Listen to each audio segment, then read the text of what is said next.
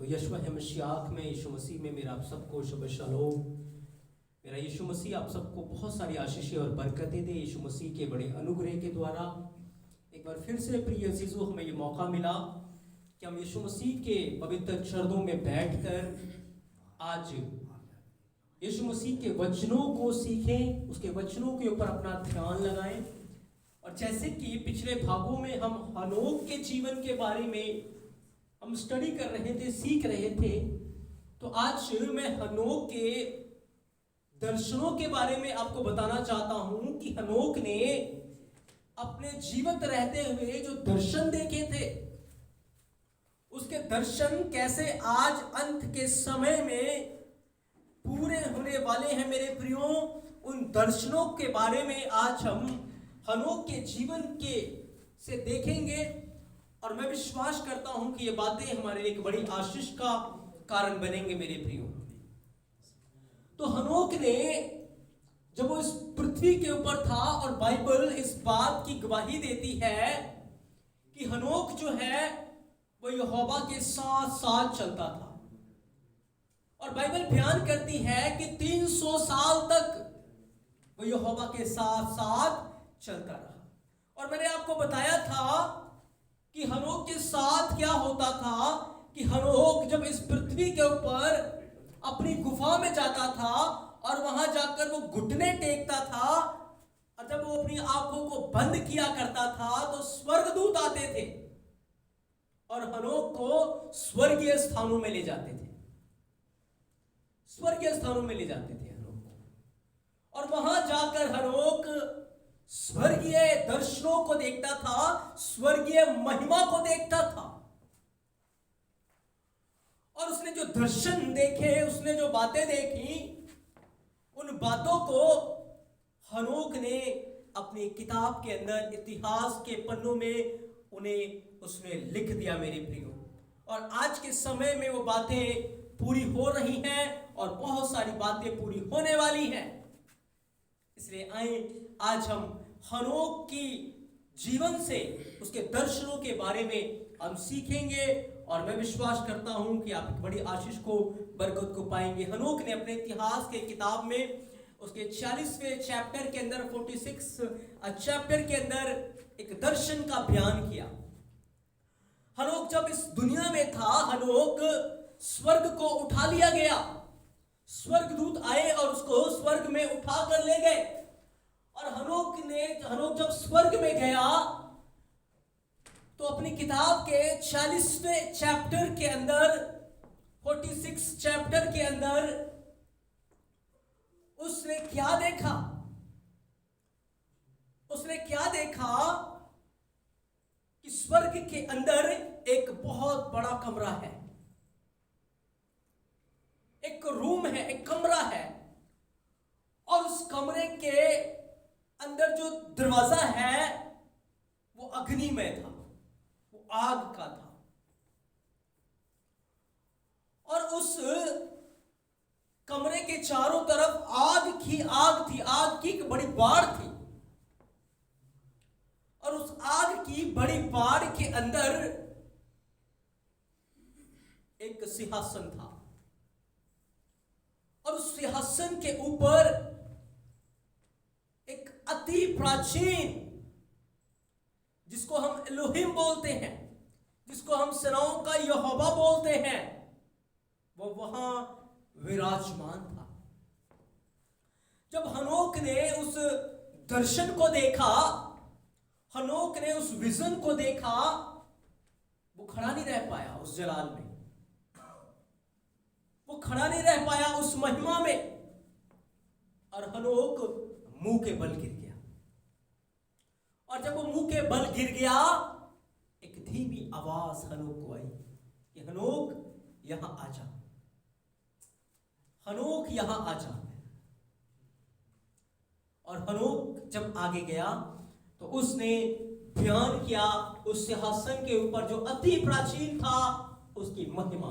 उसने कहा, वहां मैंने अति प्राचीन को देखा, जिसका सिर सफेद ऊन की तरह था और उसके साथ एक कौर था, जिसका रूप आदमी के समान था। ये आकृति अनुग्रह से भरी हुई, यानी कि हनोक ने क्या देखा, एक सिंहासन है, उसके ऊपर एक अति प्राचीन, जैसे कि आप प्रकाशित वाक्य में पढ़ते हैं कि अति प्राचीन वहां पर विराजमान हुआ, वो सेनाओं का यहोवा है। और उसके साथ एक मनुष्य पुत्र, एक मनुष्य का पुत्र उसके साथ था, और उसने कहा वो अनुग्रह से भरा हुआ था, पवित्र स्वर्गदूतों में से एक की तरह। तब मैंने उस स्वर्गदूत में से एक से सवाल किया कि जो मेरे साथ था, जिसने मुझे मनुष्य के पुत्र से संबंधित सब रहस्य समझाए। मैंने उससे पूछा कि वह कौन था और वह कहां से आया है और वह अति प्राचीन के साथ क्यों है। मेरे प्रियो, अभी यीशु मसीह का जन्म नहीं हुआ, अभी यीशु मसीह पैदा नहीं हुआ है, लेकिन हनोक स्वर्ग में किसको देख रहा है? यीशु मसीह को, यशवा है मसीहा को। और जब हनोक ने उसको देखा तो बयान किया उसका जो स्वरूप था वो कैसा था? मनुष्य के पुत्र के समान, आदम के समान। पर अभी तो यीशु मसीह पैदा नहीं हुआ, अभी तो पैदा हुआ ही नहीं। फिर कैसे वहां हनोक उसको देख रहा है?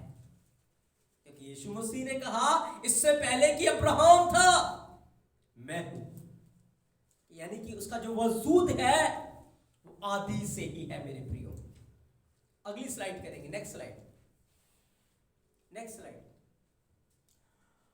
आगे उसने क्या कहा? उसने मुझे इन शब्दों में उत्तर दिया, यह मनुष्य का पुत्र है, इसे सब न्याय संबंधित, जिसके साथ वह निवास करता है और सभी छिपे हुए खजानों की कुंजी रखता है, क्योंकि आत्माओं के अधनोई ने उसे विशेष रूप से चुना है और उसने उसे सभी प्राणियों के ऊपर महिमा प्रदान की।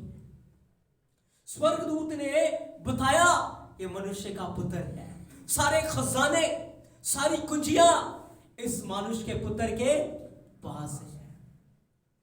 लेकिन सवाल है कि अब तक यीशु मसीह पैदा नहीं हुआ, पर फिर भी कहां है?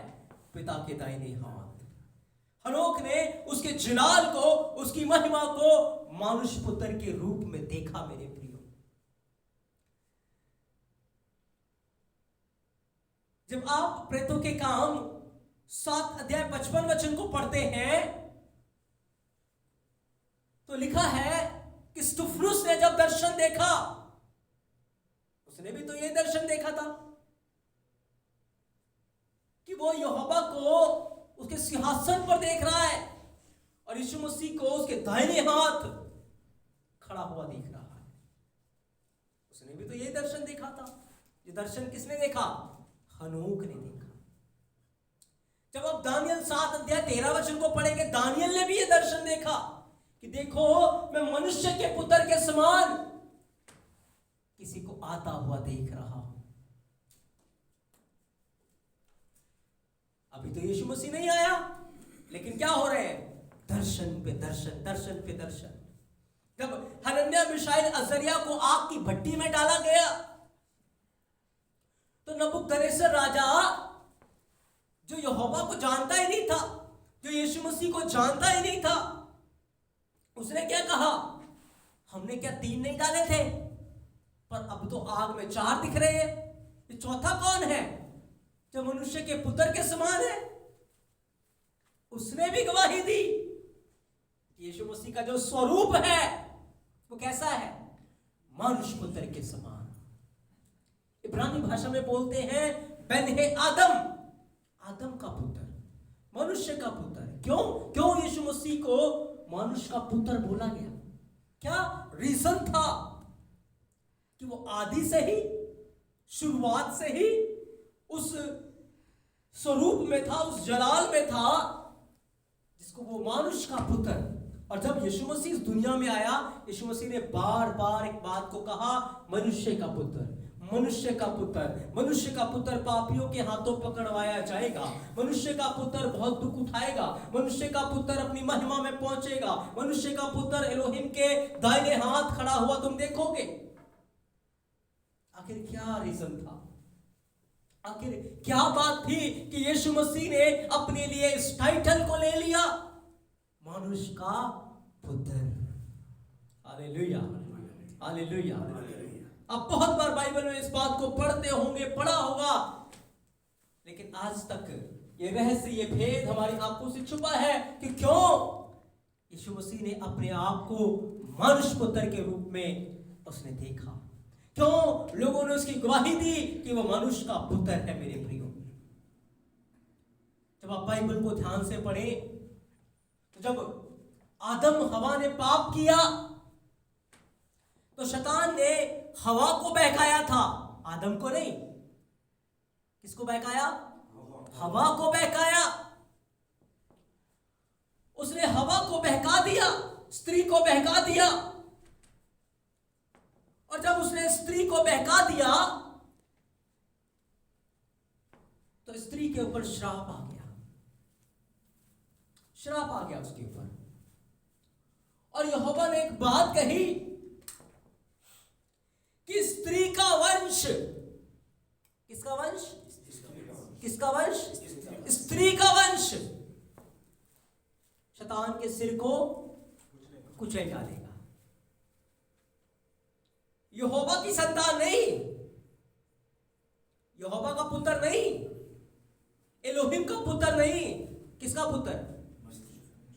इंसान, यानी कि स्त्री का वंश। जो स्त्री है, उसका जो शीड है, उसका जो वंश है, वो शैतान के सिर को कुचल देगा। किसका वंश? स्त्री का वंश। भविष्यवाणी थी, क्योंकि यहोवा को तो पहले से पता है ये बातें होनी है, उसकी योजना पहले से है। तो यहोवा ने कहा कि स्त्री का वंश शैतान के सिर को कुचल देगा। और यीशु मसीह ही वो स्त्री का वंश था। मेरे प्रियो, वो स्त्री का वंश था, क्योंकि आदम को नहीं बहकाया गया, पर आदम ने तो हवा के पापों को अपने ऊपर ले लिया था। जैसे यीशु मसीह नहीं बहका, यीशु मसीह ने पाप नहीं किया, लेकिन उसने कलीसिया के पापों को अपने ऊपर ले लिया था, हमारे गुनाहों को अपने ऊपर ले लिया था। तो क्योंकि यीशु मसीह स्त्री का वंश था, क्योंकि यीशु मसीह स्त्री से पैदा हुआ था, पुरुष से नहीं। किससे? स्त्री से। स्त्री से वो पैदा हुआ, इसलिए वो औरत की संतान कहलाया, वो स्त्री की संतान कहलाया। अब आप कह सकते हैं कि जब वो कुंवारी मरियम के द्वारा पैदा हुआ, पवित्र आत्मा के द्वारा वो पैदा हुआ, लेकिन उसका वजूद तो पहले से ही था, क्योंकि वो तो आदि है और अंत भी है। तो वो आदि से था और वो अंत तक भी होगा, वो दुनिया के अंत के बाद भी होगा। और वो स्त्री का वंश है। तो जब वो मरियम से पैदा हुआ, यूसुफ से नहीं, मरियम से जब वो पैदा हुआ, तो वो तो स्त्री की संतान कहलाया। किसकी संतान कहलाया जाएगा? स्त्री की संतान, क्योंकि वो सिर्फ औरत से पैदा हुआ। उसका नाम किसी इंसान से नहीं है, किसी पुरुष से नहीं है, पर उसका जो अस्तित्व है, उसकी जो पैदाइश है, वो कुंवारी मरियम के द्वारा है, एक औरत से है, स्त्री के वंश से है वो। तो फिर वो मनुष्य की संतान कैसे हुआ? फिर वो बने आदम कैसे हुआ? और क्यों यीशु मसीह ने इस नाम को बहुत ज्यादा इस्तेमाल किया, इस स्वरूप में वो दिखा? क्यों? मैं चाहता हूं एक वचन को कोई भी पढ़े, उत्पत्ति 5 अध्याय 1 और 2 वचन। उत्पत्ति 5 अध्याय 1 और 2 वचन। आदम की वंशावली यह है जब परमेश्वर ने, हाँ, जब एलोहिम ने मनुष्य की सृष्टि की तब अपने ही स्वरूप में उसको बनाया। उसने नर और नारी करके मनुष्यों की सृष्टि की और उन्हें आशीष दी और उनकी सृष्टि के दिन उसका नाम आदम रखा। हाँ, अब यहां ध्यान से पढ़े। जब उसने नर को भी बनाया और नारी को भी बनाया तो दोनों को क्या बोला? आदम। क्या बोला? आदम। औरत भी इंसान में है और मर्द भी इंसान में।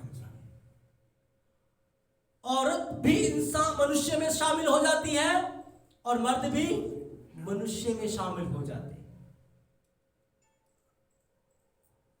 है ना। हम कहेंगे ना पृथ्वी के ऊपर मनुष्य, तो मनुष्यों में सब आ जाएंगे, औरत भी आ जाएंगी और मर्द भी आ जाएंगे।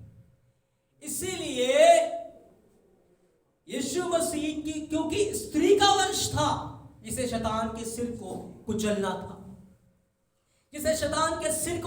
था, इसलिए वो अपने उस जलाल में था, अपने उस महिमा में था, उस ओहदे में था जिस ओहदे में होकर उसने फतेह को हासिल करना था, उसने जय प्राप्त करना था शैतान के ऊपर।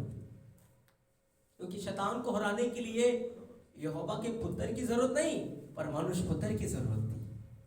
क्योंकि स्त्री का वंश शैतान के सिर को कुचलना था मेरे प्रियो। इसलिए यीशु मसीह उस जलाल में, उस महिमा में से भरा हुआ आदि से ही उस मनुष्य पुत्र के रूप में था, जिस स्वरूप में उसने शैतान के सिर को कुचलना था। और इसीलिए इस टाइटल को यीशु मसीह ने पसंद किया कि मानुष का पुत्र, आदम का पुत्र, उसने इस टाइटल को ले लिया। इसलिए बाइबल में उसे मनुष्य का पुत्र कहा गया। इसका अर्थ ये नहीं है कि वो किसी मनुष्य से या आदमी से है, पर वो कुंवारी मरियम के द्वारा है। और बाइबल स्त्रियों को भी मनुष्य कहती है। और स्त्री का वंश जो था उसने शैतान के सिर को कुचल देना था। अब आपको पता है कि यीशु मसीह ने जब शैतान के सिर को कुचल दिया उसने, और वो आप कलीसिया का सिर बन गया, सिर बन गया। तो मैं और आप उसी यीशु मसीह में से निकला हुआ एक वंश है। हम यीशु मसीह में से निकला हुआ एक वंश है जिसका सिर यीशु मसीह है और शरीर कलीसिया है। क्योंकि हम यीशु मसीह की देह है, हम यीशु मसीह का शरीर है। और भविष्यवाणी ये थी कि जो स्त्री का वंश है वो शैतान के सिर को कुचल देगा। और क्योंकि यीशु मसीह ने उसके ऊपर जय हासिल कर ली, मानुष रूप में आकर उसने उसके ऊपर फतेह हासिल कर ली, उसने उसके सिर को कुचल कर उसे निकम्मा बना दिया है। और उसने शैतान को कलीसिया के अधीन कर दिया। और तभी कहा, देखो मैंने तुम्हें सांपों बिच्छुओं को पांव तले रोंदने का और शत्रु की सारी सामर्थ के ऊपर तुम्हें क्या दिया है? अधिकार दिया है। अब यीशु मसीह कलीसिया के पैरों तले दुष्ट को रोंद रहा है मेरे प्रियो। लेकिन वो कलीसिया जिसका सिर यशवा मसीह है, मनुष्य का पुत्र है। कभी आप अपने इस मनुष्य रूप को सुधारन न समझे कि मैं तो एक साधारण सा इंसान हूं, थक जाता हूं, बीमार हो जाता हूं, परेशान हो जाता हूं, दुखी हो जाता हूं, नहीं, एक बहुत बड़ा ओहदा आपको दिया गया है, एक बहुत बड़ी आशीष। जब यहोवा ने बागे अदन के अंदर बोला था कि स्त्री के वंश के द्वारा मैं शैतान के सिर को कुचल दूंगा, तो वो मेरे और आपके द्वारा आज शैतान के सिर को कुचल रहा है। एक आत्मिक वंश के द्वारा, एक पवित्र वंश के द्वारा, जिसका सिर यीशु मसीह है मेरे प्रियो, जिसका सिर यीशु मसीह है। इसलिए यीशु मसीह को मनुष्य पुत्र कहा गया है। इसलिए कलीसिया जो मनुष्य रूप में है, उसके द्वारा वो आज दुष्ट के सिर को कुचल रहा है। इसीलिए सारी अधिकार को, प्रधानताओं को, हुकूमतों को कलीसिया के अधीन कर दिया गया मेरे प्रियो। और कलीसिया आज सच्चाई से अनजान है। हमारे पास एक बड़ी सामर्थ्य, एक बड़ी अथॉरिटी है मेरे प्रियो, और हमें यीशु मसीह के शरीर में होकर, यीशु मसीह को अपना सिर बनाकर हमें फतेह हासिल करना है। हम सुधारा नहीं है, हम कमजोर नहीं है, हम लाचार नहीं है, पर हम फतेह पाए हुए हैं, हम जय प्राप्त किए हुए मेरे प्रियो। हमें एक बड़ी आशीष यहोवा ने बागे अदन के अंदर पहले से दे रखी है। हालेलुया, आमीन। आगे नेक्स्ट स्लाइड। अब जब हनोक इस दर्शन को देख रहा था, हनोक इस दर्शन को देख रहा था, तो उसने आगे क्या देखा कि क्या कुछ ये मनुष्य का पुत्र करेगा, क्या क्या ये बातें मनुष्य का पुत्र करेगा। उसने दर्शन के अंदर आगे बहुत सारी बातों को क्लियर किया मेरे प्रियो।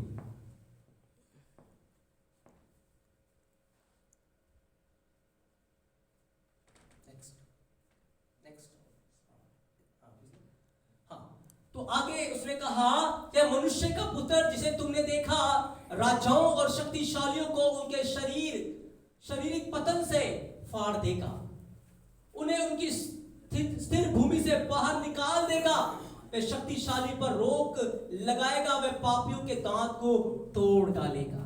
क्या करेगा ये मनुष्य का पुत्र? अंत के दिनों में राजाओं को, शक्तिशालियों को, उनके ऊपर वो रोक लगा देगा, उनके दांत को तोड़ डालेगा, उनकी सामर्थ को नष्ट कर देगा। जो लोग घमंड के घोड़े पर सवार हैं, ये बातें पहले लिखी थी। आगे नेक्स्ट स्लाइड।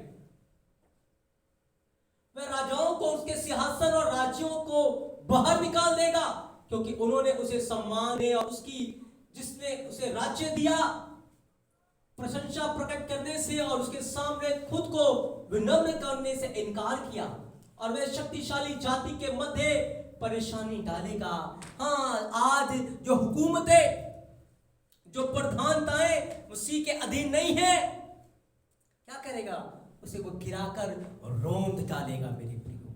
ये सब बातें हनोक के ऊपर प्रकट की जा रही है। सोचे कहाँ अभी ये बातें अब पूरी होंगी भविष्य में, लेकिन हनोक आज से तकरीबन 5000 साल पहले, 5,500 साल पहले आया, उसके ऊपर ये बातें प्रकट की गई मेरे प्रियो।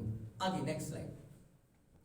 वह उन्हें अपने सामने मुंह के बल लेटने के लिए विवश करेगा, और अंधकार उनका निवास स्थान बनेगा, और कीड़े उनके बिस्तर के साथ होंगे, और उनके लिए इस गंदे बिस्तर से बाहर निकलने की कोई उम्मीद नहीं होगी, क्योंकि उन्होंने आत्माओं की अगुवाई के नाम पर भरोसा नहीं किया, उसे सलाह उन्होंने नहीं ली। तो बाइबल बयान करती है कि ऐसे लोगों के साथ क्या होगा? गिरकर घुटने टेक कर अंगीकार करेंगे, क्योंकि बाइबल क्या बयान करती है? हर घुटना टिकेगा और हर जबान अंगीकार करेगा। कीड़े उनको खा जाएंगे, नरक की आग में धकेल दिए जाएंगे, जहां अंधकार दांतों का पीसना होगा, और वहां से निकलने की उनके पास कोई भी उम्मीद, कोई भी आशा नहीं रहेगी, कोई भी आशा, कोई उम्मीद नहीं होगी। क्यों? क्योंकि उन्होंने सेनाओं के यहोवा का इनकार किया। आज जो शक्तिशाली लोग आप देख रहे हैं, हुकूमतें, प्रधानताएं देख रहे हैं, जिन्होंने मसीह यीशु के नाम पर ईमान नहीं रखा, विश्वास नहीं रखा, हनोक की किताब बताती है कि उनके साथ क्या होगा मेरे प्रियो। आगे नेक्स्ट लाइन। वे स्वर्ग के सितारे को तिरस्कृत करते और सर्वशक्तिमान के खिलाफ अपने हाथ उठाएंगे।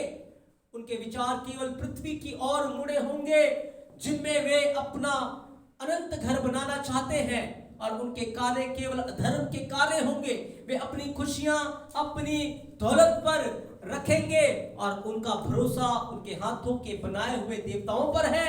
वे आत्माओं के अधनोई का आह्वान करने से इनकार कर देंगे और वे उसे उनके मंदिर से बाहर निकाल देंगे, बाहर निकालेंगे। बिल्कुल, आज लोग अपने पत्थरों के ऊपर, मूर्तियों के ऊपर जो भरोसा रखते हैं, क्या होगा?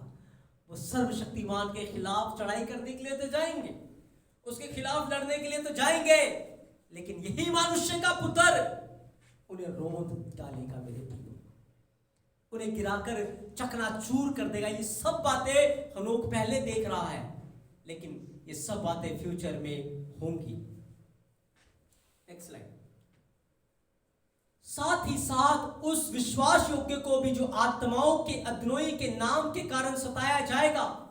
उस दिन संतों की प्रार्थना जमीन से उठकर यहोवा के सिंहासन की चौकी तक चढ़ेगी। बिल्कुल, प्रकाशित वाक्य 8 अध्याय में लिखा हुआ है कि जब बड़ी विपत्ति आने वाली थी तो संतों की प्रार्थना कहां पहुंच गई? यहोवा के सिंहासन के पास। अब वो समय आ चुका है जब संत लोग मिलकर प्रार्थना करें, उसके नाम के सामने घुटने टेके अपने आप को नम्र और दीन करें, क्योंकि यही समय है जब हम जागृत हो। आगे लिखा है, उस दिन स्वर्ग से ऊपर रहने वाले संत इकट्ठा होंगे और वे एक स्वर में सर्वसम्मति से प्रार्थना करेंगे और वे विनती करेंगे, वे जश्न मनाएंगे, वे प्रशंसा करेंगे, वे आत्माओं के अधनोई के नाम की बड़ाई करेंगे, धर्मी के खून के कारण जो उसने उनके लिए बहाए करेंगे, और धर्मी लोगों की प्रार्थनाएं आत्माओं के अधनोई के सिंहासन के सामने लगातार उठेंगे, ताकि वे अनंत उन्हें न्याय सौंप कर सके, और इसलिए कि दुष्ट के लिए उनका धैर्य शाश्वत नहीं रहे। उस दिन धर्मी लोग आनंद मनाएंगे, धर्मी लोग बड़ाई करेंगे। आगे लिखा है, उस समय मैंने अति प्राचीन को उसकी महिमा के सिंहासन पर बैठे हुए देखा और जीवन की पुस्तकें खोली गई। स्वर्ग की सारी शक्तियां उसके पास, उसके चारों ओर खड़ी थी।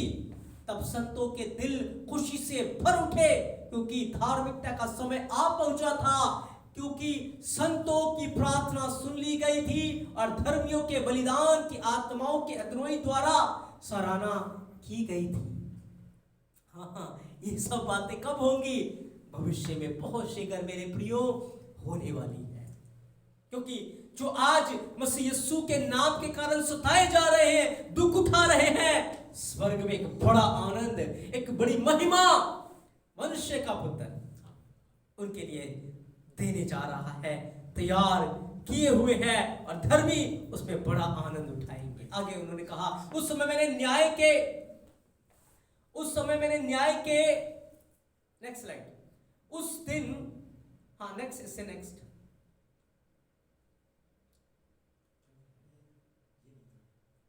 स्लाइड, हाँ बस इससे पहले वाला। हाँ, उस समय मैंने न्याय के सोते को देखा जो कभी न सूखता था और जिसमें से बहुत सी छोटी धाराएं निकलती थी, जो ज्ञान की धाराएं निकलती थी। यह वह स्थान है जहां हर कोई जो प्यासे थे पीने को पहुंचे, और उन्होंने अचानक खुद को ज्ञान से भरा हुआ पाया। उन्होंने अपना घर धर्मी और चुने हुए संतों के संग बनाया। मेरे प्रियो, बाइबल बताती है कि वो हमें जीवन जल के सोतों के पास ले जाएगा। क्या प्रकाशित वाक्य ये बातें नहीं बताती? बताती है। ये बातें बाइबल से मैच करती हैं। तो हनोक को तो पहले ही ये बातें दिखा दी गई थी, पहले ही ये बातें हनोक को बता दी गई थी। एक जीवन का सोता है। आगे उन्होंने कहा, और उस समय मनुष्य का पुत्र आत्माओं के अधनोई के सामने बुलाया गया और उसका नाम अति प्राचीन के सामने पुकारा गया, और सूर्य तारों के निर्माण से पहले, शून्य में तारों के गठन से पहले मनुष्य के पुत्र का नाम आत्माओं की अधरोई के सामने रखा गया। वह धर्मियों और संतों की लाठी होगा, वे उस पर विश्राम करेंगे और वे ना हिलेंगे, वह राष्ट्रों की ज्योति होगा। ये कब हुई बातें? आदि में ही। इससे पहले कि तारे बनाए जाते, सूरज बनाया जाता, चांद बनाया जाता, उससे पहले ही मनुष्य का पुत्र था मेरे प्रियो। पहले ही ये बातें तय थी कि मनुष्य का पुत्र शैतान के सिर को कुचल डालेगा। हालेलुया। उसकी कलीसिया दुष्ट के सिर को कुचल डालेगी। फतेह हमारी है, जय हमारी है।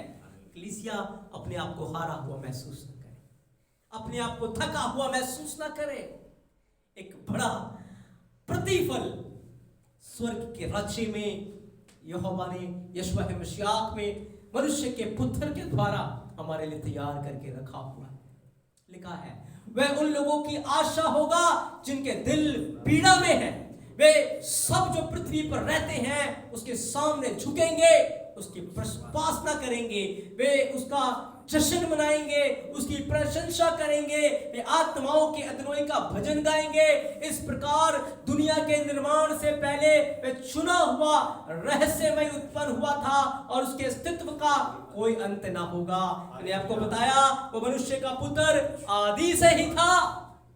तभी यीशु मसीह ने कहा, मैं ही आदि हूं और मैं ही अंत हूं, मैं ही अल्फा हूं, मैं ही ओमेगा हूं, मैं ही शुरुआत हूं और मैं ही अंत हूं। ये नहीं है कि आज से 2000 साल पहले यीशु मसीह वजूद में आया, नहीं मेरे प्रियो, वो तो आदि से था और आदि से ही जो कार्य यहोवा ने इस दुनिया में करना था उसने सारी बातों को पहले से ही तय करके रखा हुआ था।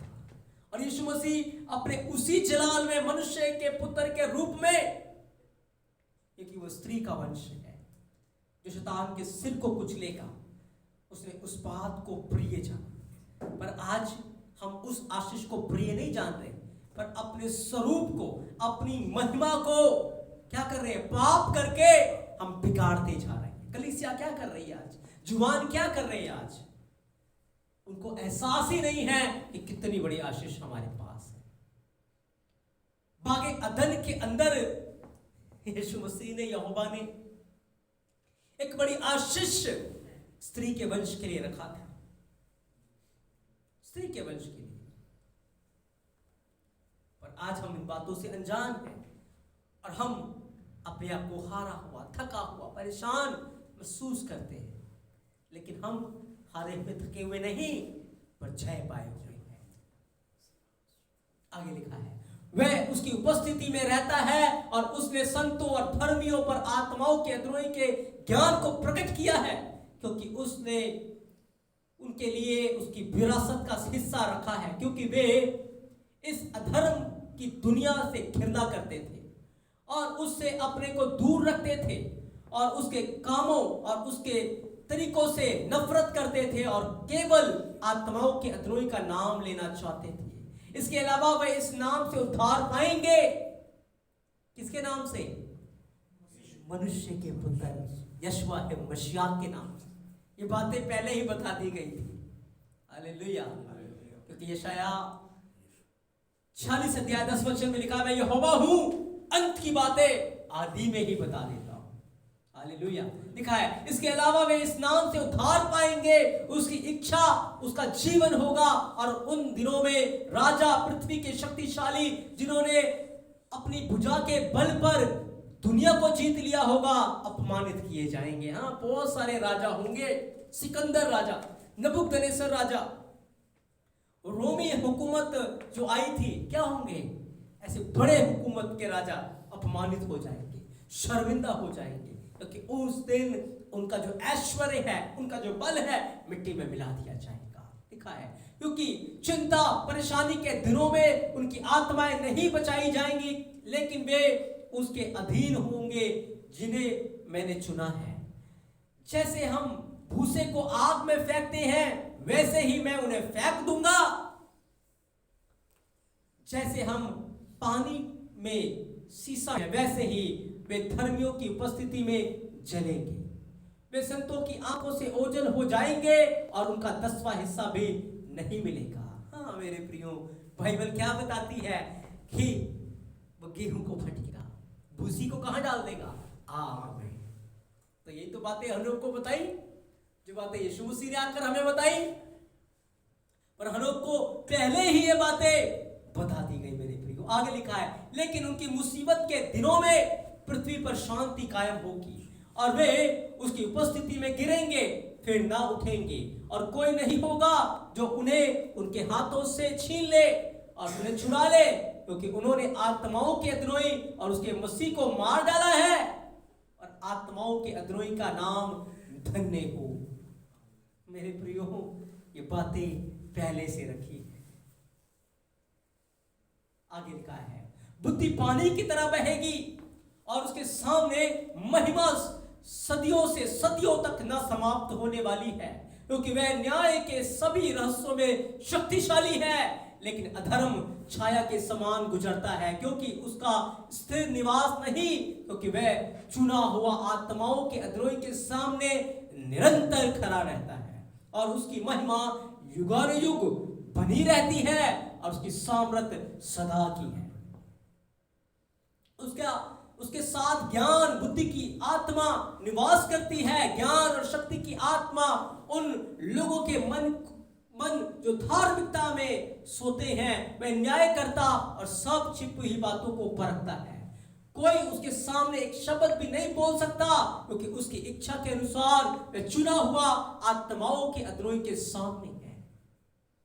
उन दिनों संतों और चुने हुओं का समय होगा, दिन के उजाले उसमें बसेंगे और वैभव महिमा उन्हें रोशन करेगी। मुसीबत के दिनों में सभी बुराइयां पापियों पर आ पड़ेगी, लेकिन धर्मी आत्माओं के अधरोही के नाम में विजयी हो जाएगी। हालेलुया। ये बातें किसके ऊपर प्रकट की जा रही हैं? हनोक के ऊपर। हनोक ने पहले ही आत्मा में ये बातें देख ली थी मेरे प्रियो। हनोक से लेकर आज के पीरियड तक कितना समय गुजर चुका है, और उसकी जो बातें उसे बताई गई, बहुत सारी बातें पूरी हुई हैं, और बहुत सारी बातें बहुत शीघ्र पूरी होने वाली है मेरे प्रियो। इसलिए मैं और आप एक चुना हुआ वंश है, एक धर्मी वंश, एक पवित्र वंश। अपने आप को छोटा ना समझे, पर आत्मा में प्रार्थना में लौलीन हो जाएं, ताकि आप दुष्ट के सिर को कुचल सके मेरे प्रियो। जब मसीह यीशु आपका सिर है तो देह आत्मिक है मेरे प्रियो, क्योंकि मसीह आत्मिक है। आपका कनेक्शन आपको देखना है किसके साथ है। हम सोचते हैं हम तो साधारण से इंसान है, पर नहीं, ये साधारण से इंसान नहीं है। हम वो इंसान हैं जो अदृश्य शक्ति के ऊपर, दुष्ट की शक्ति के ऊपर अधिकार रखते हैं, अनदेखी ताकतों के ऊपर, है ना, दुष्ट की ताकतों के ऊपर हम अधिकार रखते हैं। क्या साधारण इंसान है? क्या साधारण है? नहीं, पर हम अपनी सामर्थ्य को, अपनी शक्ति को समझ ही नहीं पा रहे।